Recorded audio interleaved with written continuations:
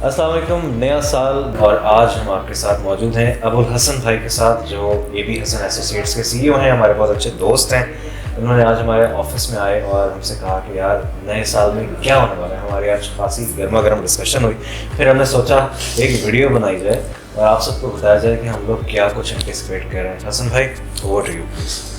अस्सलाम वालेकुम। जैसे कि पाक फ्लैग के व्यूवर्स जो इस चैनल पे हैं, उन सबको नया साल का मुबारकबादी और अल्लाह पाक आपके लिए आसानियाँ पैदा करे और सबके लिए बशमूल जितने भी बहरे के स्टेक होल्डर्स हैं, बज़ात हम खुद और जितने भी हमारे पाकिस्तान के ओवरसीज़ जो है, सबके लिए अल्लाह पाक आसानियाँ पैदा करे।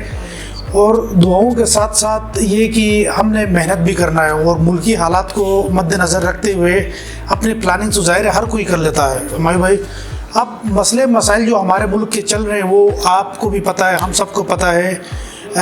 मुल्की जो पॉलिटिकल स्टेबिलिटी ना होने की वजह से किन मुश्किलात का सामना हम लोग कर रहे हैं। बिल्कुल बिल्कुल, ये तो कोई ढकी छुपी बात नहीं है। हम सब इन चीज़ों से गुजर रहे हैं, हालात से हम सब गुजर रहे हैं और देख रहे हैं कि पिछले 2 साल से जो हालात हुए हैं हमारे मुल्क के, जिस तरह से हमारी इकॉनमी कोलैप्स हुई है और उसकी वजह से जो एक वाइट कॉलर और एक मिडिल क्लास का जो तबका है जिस तरह से क्रश हुआ है, वो हम सब बखूबी जानते हैं क्योंकि उसमें हम खुद डायरेक्टली इन्वॉल्व हैं।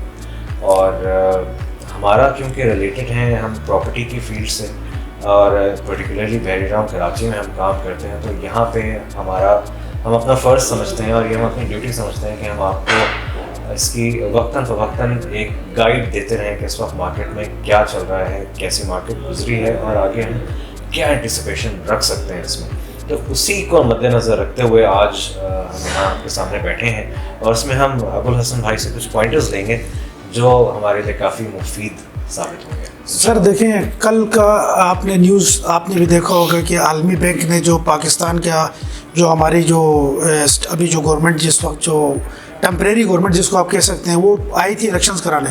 उन्होंने एक मॉडल पेश किया वर्ल्ड बैंक को कि हम इस मॉडल के तहत हम मुल्क को चलाएंगे, मुल्क पाकिस्तान का जो है निज़ाम को हम बेहतर करने की कोशिश करेंगे।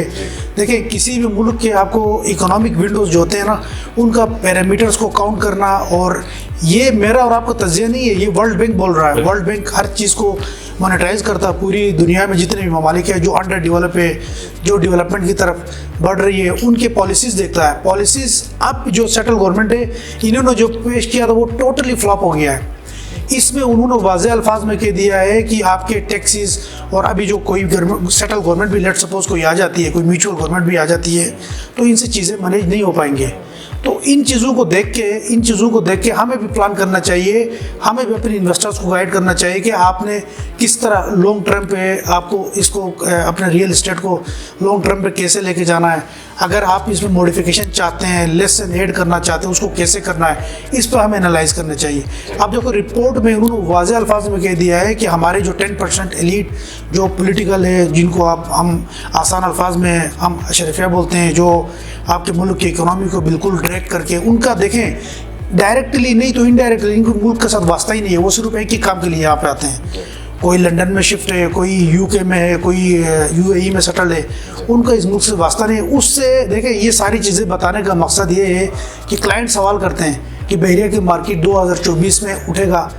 भाई, पैरामीटर्स होते हैं, हर चीज़ के पीछे कैलकुलेशन होती है, वो कैलकुलेशन मुझे नज़र नहीं आ रही हमें अभी। हुमायूं भाई, ये जो मार्केट की जो वेरिएशन आ रही है ना, देखें पीक पे लोगों ने बाइंग की हुई है, वो कहाँ खड़े हैं, उसका थोड़ा सा ब्रीफ करें। पीक पे जो लोगों ने बाइंग की, उनके साथ क्या सलूक होना चाहिए। देखें, पीक पे जिन लोगों ने बाइंग की हुई है, हम लोग हमेशा से, हसन भाई, मैं तो अपने क्लाइंट्स को ये एजुकेट करता रहता हूँ कि वो हमेशा वेट करते हैं। जैसे आज ये सीज़न है इस वक्त इन्वेस्टमेंट करने का, बाइंग करने का, तो इस वक्त लोग हिचकिचा रहे हैं कि हम यहाँ पे कोई चीज़ खरीदें ना खरीदें, लेकिन जैसे ही मार्केट थोड़ी चलना शुरू हो जाएगी, वो आके महंगी चीज़ खरीदना चाहेंगे।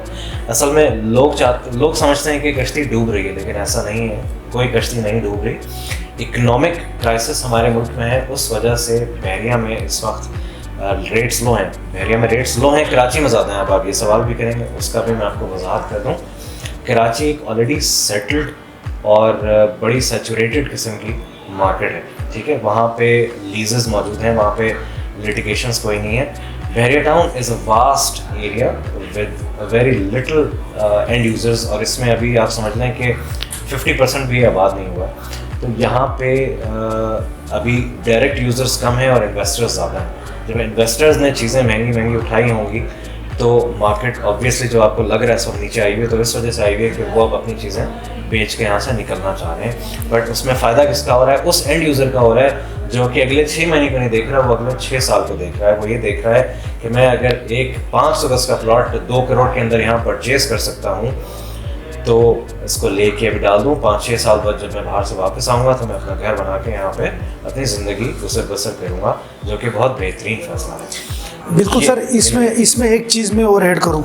देखें, ऑल ओवर द वर्ल्ड जो प्राइसेस होते हैं किसी भी चीज़ के, रियल इस्टेट के, आपके कोई भी मतलब बिजनेसेस वगैरह हैं, उनके भी कोई जवाल पीक का टाइम होता है, ठीक है, उसके फिर रिसेशन भी आ जाती है। अब स्मार्ट इन्वेस्टर कभी भी कोशिश करता है कि आपको रिसेशन से जब ये बूम की तरफ जा रहा है उस टाइम पे बाइंग करके और बूम के टाइम पे आराम से इस एग्जिट हो जाता है। तो अब आप जो बता रहे थे कराची में लोग बहरिया की तरफ, आजकल जो वेरिएशन जो आई है ना, इसमें बहरिया का एक मेन वजह ये भी कि हमारे ओवरसीज़ जो थे, ओवरसीज़ रेमिटेंस जो मुल्क में भिजवा रहे थे, उनको स्टैंडर्डाइज चाहिए था।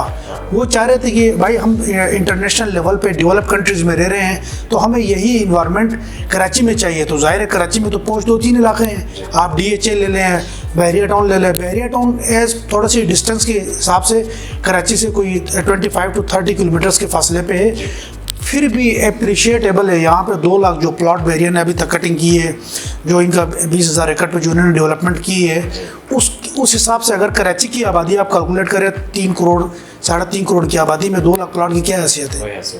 सिर्फ यहाँ पे इस टाइम पे जो इन्वेस्टर जो घबरा रहा है उसकी मेन वजह यही है कि उन्होंने पीक टाइम पे बाइंग की थी। अब हर बंदा आपको पता है वो रिवार्ड के चक्कर में होता है, हमें क्या इससे रिवार्ड मिलेगा, हमें क्या प्रॉफिट मिलेगा। जाहिर है उनके लिए यही सजेशन है कि आप थोड़ा सा होल्ड कर लें। हाँ, प्रॉपर्टी को थोड़ा सा लेफ्ट राइट कर दें। लेट सपोज कोई लास्ट प्रेजेंट 36 में उन्होंने कोई इन्वेस्टमेंट की है तो प्राइस को उसको लेस एड करके आप आगे की तरफ आएँ जहाँ पे ऑलरेडी डेवलपमेंट कंप्लीट भी हो, लोग शिफ्ट भी हो गए। देखिए इतनी सारी प्राइस वेरिएशन में आप टावर्स की बात करें, इकबाल विलास की बात करें, कायद विलास, उनका रेट इतना ज़्यादा फ़र्क नहीं पड़ा क्योंकि वो इजीली रेंट पे चढ़ भी रहे हैं और उसमें इजीली लोग मूव भी हो रहे हैं। तो ये सूरत हाल है। बाकी इंशाल्लाह हम सब दुआ गो है कि कोई सेटल गवर्नमेंट आ जाए और ओवरसीज़ रेमिटेंस, ओवरसीज़ जो देखें इस तरह की इनस्टेबल अगर गवर्नमेंट आ जाती है ना ब्रो, सबसे पहला जो मसला है वो है कॉन्फिडेंस लूज हो जाता है। मैं कॉन्फिडेंस उनकी बात करूँगा जो इन्वेस्टर्स है। ब्रेन ड्रेन हो रहा है, ठीक ठाक तरीके से ब्रेन ड्रेन हो रहा है। मुल्क से अच्छे खासी एक्सपर्ट्स हमारे बाहर की तरफ जा रहे हैं, सिर्फ और सिर्फ उनका कॉन्फिडेंस और ये गवर्नमेंट इनको प्रॉपर तरीके से सेटल नहीं कर रहा। ये वजूहत है जिनकी वजह से हम अभी फेस कर रहे हैं। अब नया साल है, अल्लाह करे कोई इस तरह की पॉलिसीज़। हाँ, इंशाल्लाह देखें क्या चीज़ें किस तरह डेवलप होती हैं, क्या इकॉनमी हमारी किस तरफ टर्न लेती है और क्या चीज़ें आगे देखने को मिलती हैं। इनके बारे में तो अल्लाह ही बेहतर जानता है। हम तो सिर्फ पिछले कुछ डेटा को देखते हुए आपको एक एनालिसिस दे सकते हैं, जो कि हमने कोशिश की है कि आपको दें। मुझे और AB हसन भाई को इजाज़त दीजिए। इंशाल्लाह इस तरह की मालूमाती वीडियोज़ के साथ आपके लिए हम दोबारा हाजिर होंगे। अस्सलाम वालेकुम।